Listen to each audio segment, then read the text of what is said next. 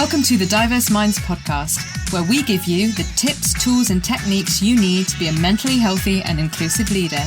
Each week, you'll hear about a variety of topics linked to mental health, well-being and diversity that will enhance both your professional practice and personal well-being.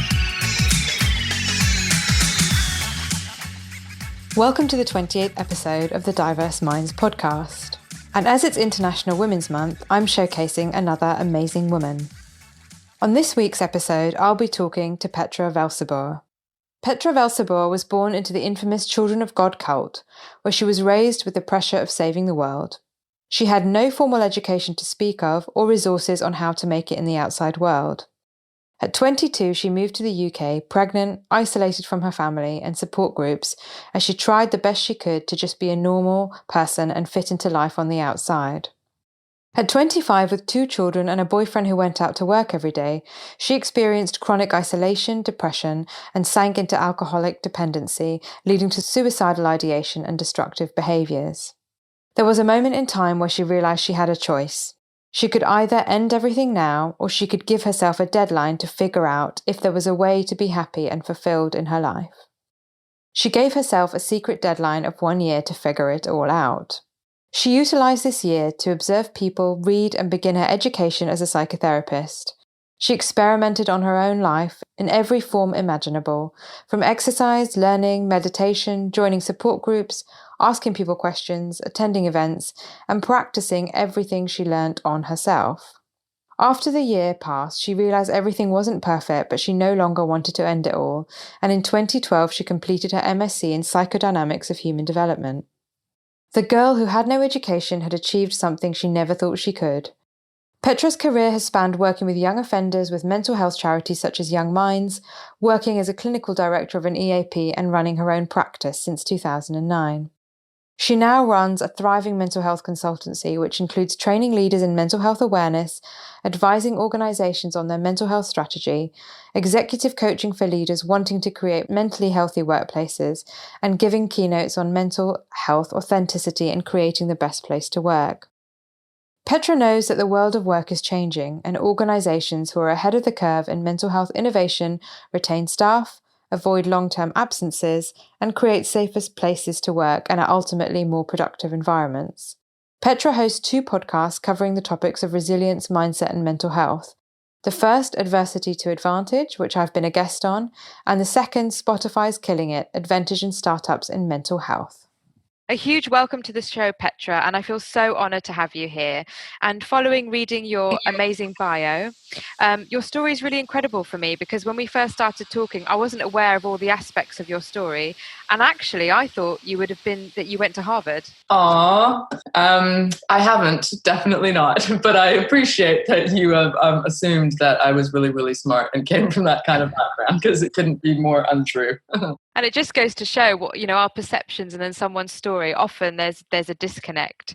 And you are very smart, and also the perceptions around what smartness is and why someone would have gone to a particular place. So I think that's another lesson for me around biases and assumptions. Absolutely. I mean, I often just show 2 pictures when I'm doing my talks around mental health. And one is me looking very distressed and I've got shaved head. I just look like somebody who's trouble. And then I say, this isn't the picture that captures when I wanted to end my life. And I switch the picture to one where I've got a sort of 3-month-old baby strapped to my chest. And I just look pretty normal. I look like I do now, only younger, but with I can recognize a bit of a glazed over look, but to all intents and purposes, to other people, I look perfectly okay. And that's when I was at my absolute worst underneath. So absolutely, we have to challenge what we think we see from the outside. Yes, and that's often a question actually that people ask. They'll say, well, how do you know if someone's on the edge or if they're going to take their own life? And most people say you don't really know. And you just sharing that story illustrates some of that. Absolutely. And so given, all the things that you've done, what can you tell our listeners about the work or the projects that you're currently working on? Sure. Times are pretty exciting at the moment. So I've been running my own business for almost 2 years now. As a mental health consultant, we do training and development. I do some keynote speaking. I host a podcast, which you have been interviewed on, Adversity to Advantage. It was a great show. Thank you. And I'm also hosting a Spotify original podcast called Killing It. We did season 1 called Adventures in Startups and Mental Health. And we're currently recording season 2, which is about mental health in the music industry. So basically, I get to have deep conversations with people like this one, and that's what makes me happy. Yeah, Killing It's really interesting. I think that's such a very needed niche around the entrepreneurial space, but particularly, we were just talking before we started recording the podcast, entrepreneurs in mental health and well-being, and how often we're not the best people for ourselves, but we're great at advising other people. I think the tricky thing is when you're passionate about what you do. So when you I wake up and I'm like ready to go. I'm excited that I work for myself. I'm excited about the projects I do. I can say no to projects that don't work for me. Everything's really exciting and I'm passionate about it, as you are, as many people are when they have an idea that they bring into kind of a startup scenario. But that's actually the most subtly dangerous place, I think, because our minds are so excited about it that we're not recognizing that our bodies are still building up stress and are kind of on a fast track to burnout and all of the things that we need to do from a prevention perspective. We kind of go, oh, we'll do that when we need to. And unfortunately, when we need to is when we are experiencing burnout or stress or worse, right? And so it's more important. And that's exactly what the show is trying to capture, is interviewing founders and people who've become super successful in their startups. What have they learned? What are the things that they now do as a non-negotiable to look after their own health and mental health? Yeah, and that's so powerful. So I'll include that in the show notes. So if anyone's interested, they can have a listen to Killing It episode 1 and series 1, and we really look forward to series 2. Cool. And so how, we've talked a lot about, mentioned in the, when I was reading out your bio, your adversity journey, as I'm going to call it. How do you think it's shaped the work you do now, Petra? Sure. I do think we build resilience through adversity, right? So I know it sounds like common sense, but people don't really get it when they're in the tough, the trenches, that's actually building up your resilience muscle, your courage muscle, like everything you need to be able to handle whatever's at the next level up. And so that's how I try and approach when things get hard now. I kind of go, ooh, what am I, like I look at the opportunity, I go, I wonder what I'm building up towards, it's informed what I do. A lot of what I do is about authenticity, about vulnerability, and those sorts of things literally saved my life. So learning to open up about my past, about my story that used to be I used to hide it. I used to be like, oh yeah, my parents traveled a lot and tried to slot into whatever normal society, I thought the background that would make me more accepted. But that really spiraled my mental health. It was alcohol addiction, it was suicidal ideation, depression, all the rest of it. But once I learned to just open up and not care what people thought, and as a slow process over the years, that's what's informed my business and allows me to do keynotes on massive stages and to be hosting things, because I have to lead by example. So I'm passionate about it because being open and authentic literally saved my life. And that's now informing my business, which is sharing my story, but very much for the purpose of teaching other people to share theirs and to see it as their superpower rather than the maybe shameful secrets that they want to hide, which eventually hold you back in business and in your personal life. And yeah, that's so true. And I think it's so difficult, isn't it? But I think once you do it, like you said, it frees you and you're able to do what you want to do and fulfill your potential.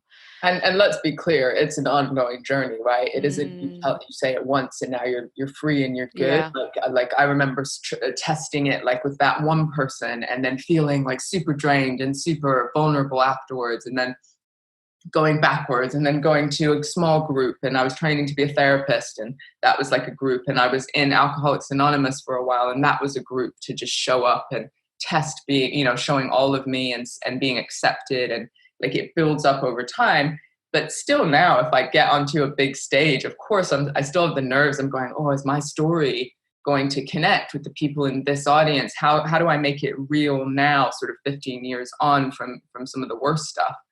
For the purpose of this audience. So it's that growth mindset. It's an ongoing journey. And do you find that sharing your story and the way you grew up and the cult in which you grew up in, other people come to you and say, actually, I've never told anyone, but I had a really similar background to you? Is it more common than we might know or realize? It actually is, but also people will come up to me with remarkable stories that aren't like they weren't raised in a cult, but they haven't told anybody about something that's happened. And it really helped me actually to realize that I'm not the only one with a story. Lots of people have weird and wonderful and tragic and traumatic stories. And me opening up allows them to come in and open it up as well. And yeah, I've certainly had people say that they joined a cult for a while or their parents did. And what's been really beautiful for me is people from the cult I was raised in, from my generation, who struggled as much as I did to get involved, to sort of incorporate into society. I've had people reach out to me and say they were going to end their lives, and then they heard me be open and that stopped them. Now that just makes this stuff really fulfilling and purposeful for me, just to say some people who I know went through the same stuff as me. Yes, I can imagine, because if you feel so lonely and yet someone's sharing a difficult story and how they came on the other side of it, which is why I wanted you as a guest, it does give you hope and it does give you strength. Even if you don't know that person, that's the first time you've seen them. Absolutely. Yeah, and loneliness is a really powerful thing. We isolate when we feel shame, and we essentially make ourselves feel lonely by not taking the risk of connecting. But equally, loneliness is apparently our generation is the loneliest generation of all. And we could argue, social media, technology, so the city life, so many things are impacting that. But that's one of the things that affects our health as well. And connection, we sometimes have to just be brave enough to take the first step, is what I'm saying. And what you've noticed is then people come around to us as well, and it has this beautiful ripple effect.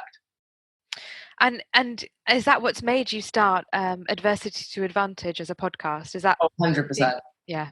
Total passion project. I remember just being on my laptop, like Googling how to edit a podcast in GarageBand, right? And going step 1, step 2. I literally did everything myself. Now I've got a bit of a machine, an editor, and a PA and a copywriter and people like that. But back at the beginning, I was just like, I want to feature these conversations, and I want to learn from other people. I think that's usually the best premise to start a podcast, is are you so fascinated by the conversations that it doesn't matter if anyone else listens, you're still going to get something out of the process? And that's what I went into it as. And this week we had our 120th episode, and there's been this amazing ripple effect from those conversations. And it takes time, doesn't it, for people to find your podcast, find what you're trying to do. But I do think it's worth it, because like you said, it's a journey, and you're doing it because you care, you want to learn, you want to share knowledge, you want to give people a platform to share their stories. So congratulations on your 120th episode. Thanks so much. And, the other thing I wanted to ask you was, we've got all this, you can have it all. I think especially as women, we're bombarded with information, images, memes, having a perfect life. How do you think, we as society, but also individually, can counteract some of this and be strong in our own journeys and harness those moments of difficulties to go on to where we want to be? It is a particularly weird world at the moment, with just the comparing culture and the pressures and you should have the most outstanding startup, but also the perfect body, because obviously you've got loads of time to work out, and you should have the perfect relationship. And if you haven't got kids by 35, and you should get a mortgage and get on the property ladder, and you know what it's like. I think I've learned to not care what anyone thinks. And I think that sounds really simple, but so many people live their lives based on other people's rules, based on their parents' rules, based on conditioning of society. And it's really a primal thing. So we need to belong as humans. We need to belong to a tribe, a culture, something. And the threat of not belonging makes us compromise so many of our values, or even asking ourselves the tough questions: what do I want? And am I prepared to put in the work that it will take to get me there, regardless of what people think? I mean, it freezes people. And I've had so many clients. I don't see many one-to-one clients anymore, but when I did, mid-30s, saying, I did everything right. I went to school. I got the job. I got the boyfriend even, or the girlfriend. I've got the flat, whatever it might be. And they're like, I fucking hate, sorry for swearing. No, it's okay. You know me. I hate my life, I'm depressed, or I'm turning to addictions. I'm not content. And often it's radically asking yourself, what do you want? Such a simple question, but that I went on a coaching course and was asked that question, and it was the first time anyone had asked me that question. And I went, you mean what do I need to do, or what should I do? And that's often how we translate that. It's like, what should I do next? What do I need to do based on other people, where I am, all this money, whatever. And so asking yourself, what do I want? Or if I had all the money in the world, what would I be doing? If I had a blank slate, clean sheet of paper, what would I map out? And coming from that point can just really free us up. And what you find is that when you start living your own life, you have that scary moment where perhaps you got to leave some friends behind, or they just don't get you anymore. People get scared and they try and hold you back. But you start forging a community of people who also want to live their lives consciously and in a way that they want to, and are willing to grow and develop themselves. Now, that's the community I'm now in, and it's purposeful, it's fulfilling, and it's not about how much money you make or how perfect you look or what relationship you're in. It's about growth. And that makes everything okay, because even the tough stuff is going to help you to grow. And I've just reframed my whole life to focus in on that. So there's no bad day, because it's all teaching me to move my life forward in some way. I have no idea if that answered your question, but it felt right. No, it does. And I think it's just so difficult, isn't it, to not care what people think, because we're surrounded by it all the time, especially in the workplace as well. So another question to you would be, what can workplaces do to encourage this growth mindset, to encourage people to look after their mental health and well-being? Because like me, you do a lot of work with different workplaces. Yeah, for sure. There's a lot out there just around leadership and empowering our people, and moving away from more of a dictatorial, you must do this, to more of a collaborative approach, realizing that for people to be their best selves, we need to create the conditions and the environment for them to be able to do that. And equally, if we want to retain talent, if we want to prevent long-term absence due to stress or whatever it might be, organizations have a responsibility to put the conditions in place. And that could be, there's options of where to go if you're struggling, but equally it's, encouraging lunch breaks. It's creating spaces that are comfortable. It's acknowledging perhaps the flexible working, that some people are better in the morning, some people later. But really all of the foundation of that is communication and openness. So a leader has to be open and vulnerable and kind of say, how do you work how are you your best?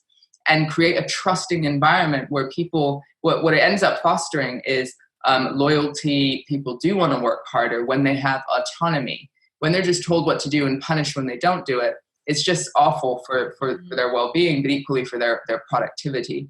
So there's reports such as like the Thriving at Work report that talks about the organizational responsibility.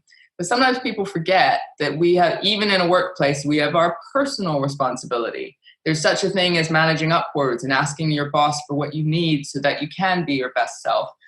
Taking responsibility for all the hours that we're not in work, which is, are we just kind of numbing out in front of Netflix with a bottle of wine every night? Because that's not going to help either. Or are we taking actions to connect on an authentic level, to do the exercise or the meditation or the switching off, going on holiday, whatever it might be?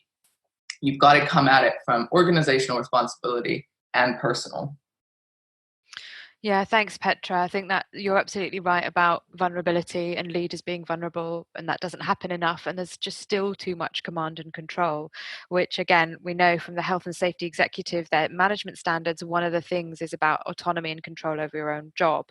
So yeah, but it's not happening, and it's certainly not happening uniformly in my experience.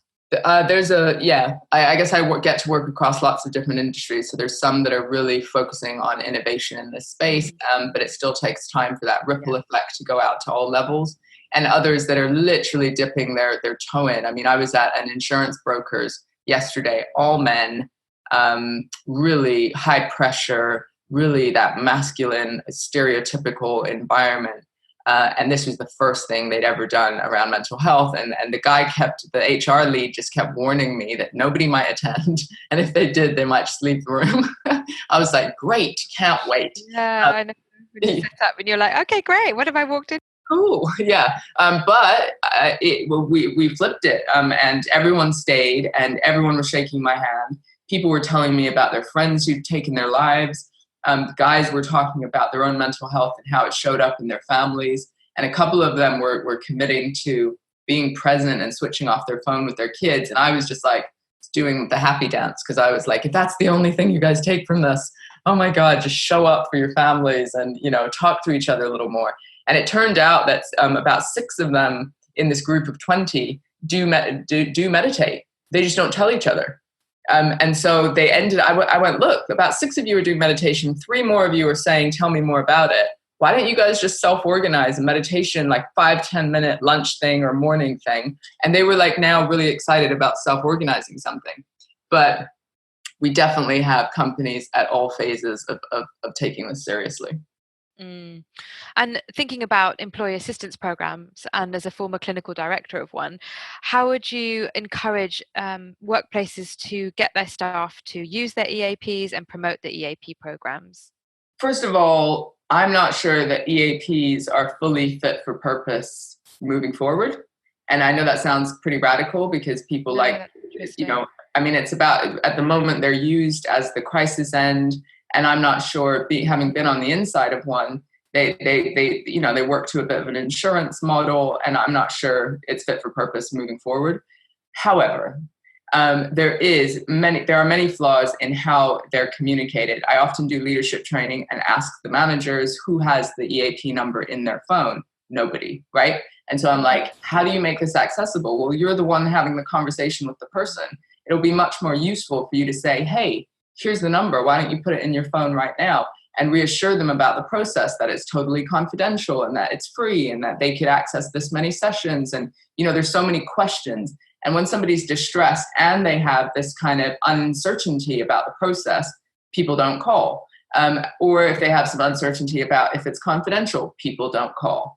And so utilizing your managers, your mental health champions, your HR to be the face of it and to remind people. It's often just awareness, and people don't know that they have access until they're sat at HR or they've been escalated in some way because they're in some kind of crisis. And then suddenly people are like, here's the number, do this, which doesn't really support the prevention model. Mm-hmm. So I think there's a lot that can change. I'm seeing great companies like Sanctus who are going in with mental health coaches into companies, mm-hmm. where people can access more of that prevention type service. And I think we're going to see more and more of those types of services in the future. Yeah, that's interesting that they're not quite necessarily fit for purpose for the way in which we're going. So changing, the world of work's changing, and we need to adapt our support mechanisms.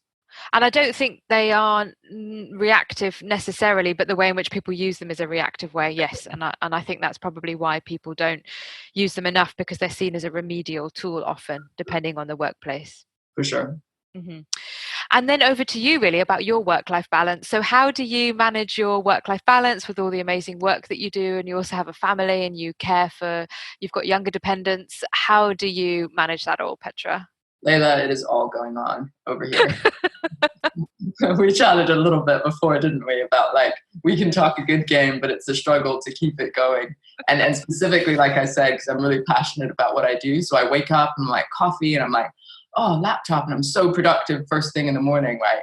And then the hours just stretch on, and then I've got a talk to do or whatever, and then it's 8 o'clock and I'm like, damn, I didn't exercise. Or I walk a lot and I try and incorporate listening to uplifting podcasts or meditating sort of on my commute, or finding ways within my day to put some of these things in place. I certainly have a really strong group of friendships and people that I can talk to anytime. And so if I'm struggling or becoming a bit overwhelmed, I just drop some texts and hey, anyone free to chat? So I'm very proactive in the friendships I keep and being able to be open and process what's going on. My challenges can be sticking to, I eat healthy, but then I turn to sugar when I'm a bit stressed. So Yeah, it's a work in progress for sure. And I also know that intense exercise like kickboxing and things like that just boost my endorphins like nothing else. But it's prioritizing the time. But I'm in a new relationship for the last, we've been in a relationship for 6 months so far. And he is the opposite of me as far as how grounded he is and his ability to just, you can even tell just how we walk down the street. I have the London walk, London walk, people. It's intense at all times and it's always going somewhere, even if you're not. Whereas he's like, hey, let's notice the stars and notice the bridge and whatever. So it's actually been really good for me to notice how neurotic I am because I didn't know until I was with him. And it allows me to balance out a little bit and prioritize those things. Thank you. Yes, it's always a work in progress, but I think what you've highlighted there is awareness. So we need to be aware of where we're stretching ourselves. And I always talk about the fact that actually work-life balance for many people isn't 50-50. It might be 70% work, 30% not working. But actually it's knowing what your balance is and thinking about, okay, I've got to stop now. I'm at 75%. Stop, pull back, do what I need to do to get back to where I want to be. Yeah, and learning to listen to your body. So the information is all in your body. It's in your energy, your stress levels, your intuition. My heart starts going a little bit these days if I'm a bit too stressed and I'm like, oh, whoa, let me go for a walk or do connect or whatever it is I need to do. But I love that you say that it's not a one size fits all. And people get confused by that and start doing the comparing thing, even for well-being, right? But it's about your journey, your plan, and about self-awareness more than anything. Thank you so much, Petra. Some really, really great tips, unsurprisingly, from you. And if people want to get in touch with you and know more about your work, I will include your links in the show notes, but tell people how they can get in touch with you. Sure. So my website is just my name. So it's petravelzeboer.com. If you add that into the show notes, people will figure out how to spell it. But if you just Google Petra Mental Health, you'll find me as well. And my email is hello@petravelzeboer.com. Find me on LinkedIn, Instagram, all of the good places. And come listen to our show as well, Adversity to Advantage. Definitely. And thank you so much. And I hope that's been inspirational for International Women's Month. I've so enjoyed being on your podcast and following you on LinkedIn and knowing what you're doing. And you're a true inspiration, Petra. So I'm so grateful for your time today. Thank you so much. Take care. Thanks for listening to the Diverse Minds podcast. Don't forget to subscribe on Apple Podcasts, Spotify, or wherever you access your podcasts from. You can also connect with me on Facebook, Twitter, and LinkedIn. Tune into next week's episode of the podcast, where I'll bring you more insights on mental health and inclusion. Bye for now.